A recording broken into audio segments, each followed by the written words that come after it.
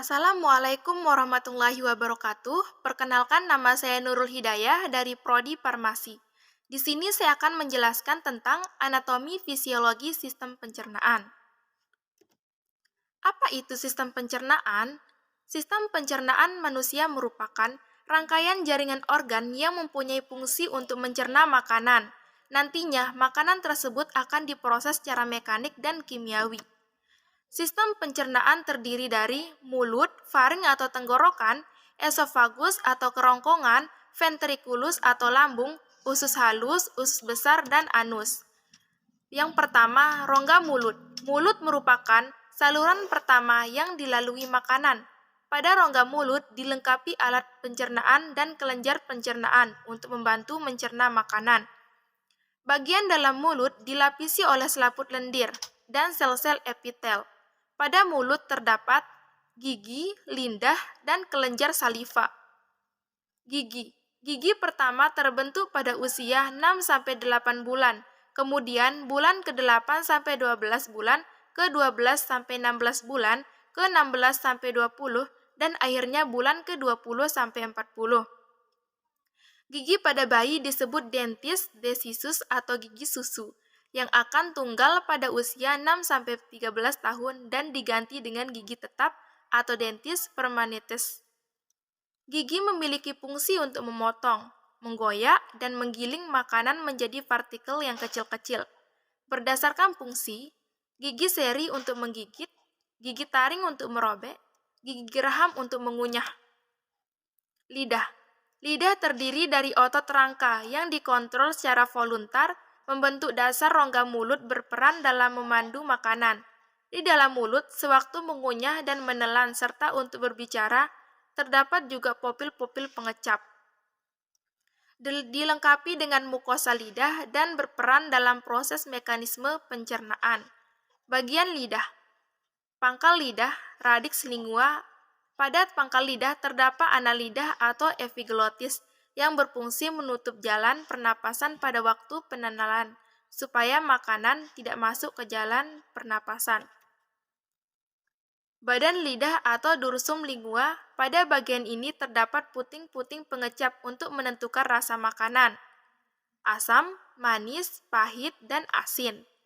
Ujung lidah atau afiks lingo, membantu membalikan makanan, proses berbicara, merasakan makanan, dan membantu proses menelan. Air liur saliva, fungsinya membasahi makanan agar mudah ditelan, meningkatkan cita rasa dengan meningkatkan rangsangan pada kucup kecap, kandungannya amilase dan maltase untuk mencerna sebagian karbohidrat, lisosim dan froksidase yang merupakan zat antibakteri, gamma globulin terutama IgA sebagai bagian dari sistem pertahanan tubuh. Kelenjar ludah. Kelenjar ludah bawah rahang atau kelenjar submakilaris. Kelenjar terdapat di bawah rahang bagian tengah. Salurannya bernama ductus Whartoni yang bermuara pada rongga mulut dekat frenulum lingua. Kelenjar ludah bawah lidah atau kelenjar sublingua terdapat di bawah selaput lendir dasar rongga mulut, bermuara di dasar rongga mulut dan diversarafi oleh saraf otonom. Kelenjar parotis terletak di bawah bagian depan telinga. 2. Faring atau tenggorokan adalah rongga di belakang tenggorokan. Rongga ini merupakan saluran bersama untuk sistem pencernaan dengan berfungsi sebagai penghubung antara mulut dan esofagus untuk makanan. Sistem pernapasan menyediakan jalan antara rongga hidung dan trakea untuk udara. Di dalam dinding sisi faring terdapat tensil, yaitu organ limfoid yang merupakan bagian dari sistem pertahanan tubuh. Makanan dari mulut yang melewati faring kemudian masuk ke esofagus. Struktur faring tersusun atas lapisan mukosa, fibrosa, dan otot. Otot utama adalah otot konstriktor yang berkontraksi pada saat makanan masuk ke faring dan mendorongnya ke esofagus. Proses menelan. Proses menelan dimulai secara sadar dan berlangsung secara otomatis. Terdiri dari 3 fase, yaitu fase oral, makanan yang telah dikunyah oleh mulut disebut bolus, didorong ke belakang mengenai dinding posterior faring oleh gerakan voluntar lidah. Akibat rangsangan gerakan refleks menelan, fase faringeal, palatum mole dan ovula bergerak secara refleks menutup rongga hidung. Pada saat yang sama, laring terangkat dan menutup epiglotis, mencegah makanan memasuki trakea. Pernapasan secara serentak dihambat untuk mengurangi kemungkinan aspirasi. Bernapas dan menelan tidak bisa dalam waktu yang sama. Fase esofagel mulai saat otot kerongkong faringius relaksasi sejenak dan memungkinkan bolus memasuki esofagus. Di esofagus, bolus akan diteruskan ke lambung. Makanan bercampur dengan sekrek lambung disebut kimus. Kemudian dilanjutkan dengan peristiwa pencernaan, penyerapan atau absorpsi. Yang ketiga, esofagus atau kerongkongan. Merupakan tabung berotot dengan panjang 20-25 cm, dimulai dari faring, toraks, dan menembus diafragma, dan masuk ke dalam abdomen bersambung dengan lambung. Terletak di belakang trakea di depan vertebrat. Esofagus berfungsi menghantarkan bahan yang dimakan oleh faring ke lambung. 4. Lambung atau gaster. Lambung merupakan organ berbentuk seperti kantong yang terdiri dari dinding berotot di lambung. Terjadi sistem pencernaan mekanik di mana makanan dan minuman diaduk diremas menjadi bubur.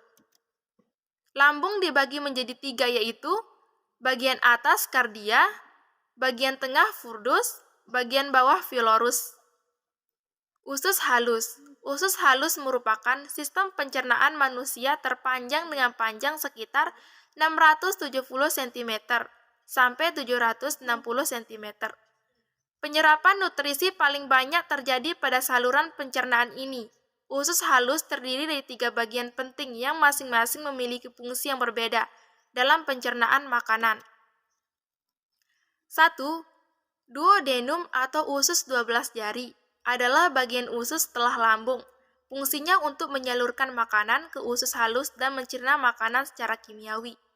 Terdapat 2 muara saluran, yaitu getah pankreas dan kantong empedu. Enzim yang diskresikan oleh getah usus halus merupakan enzim etroktrokinase, tripsin, erepsin, lidivirase, dan libase. 2. Jejunum atau usus kosong, di mana permukaan usus kosong terdapat jonjota usus yang disebut filin. Fungsi utama filin adalah memperluas permukaan usus buntu untuk penyerapan makanan. Yang ketiga, ileum atau usus penyerapan. Pada bagian akhir saluran pencernaan usus halus, nutrisi yang seperti garam empedu, air, dan elektrolit yang belum diserap oleh jejunum akan diserap oleh usus halus ini. Usus besar. Sebagian besar dari sisa-sisa makanan dan air diserap di usus besar dan disimpan sebagai feses sebelum dikeluarkan. Usus besar terdapat bagian yaitu cecum kulot, rektum, dan conalis kanal.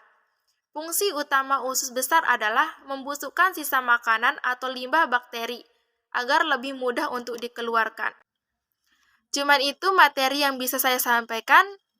Mohon maaf. Wassalamualaikum warahmatullahi wabarakatuh.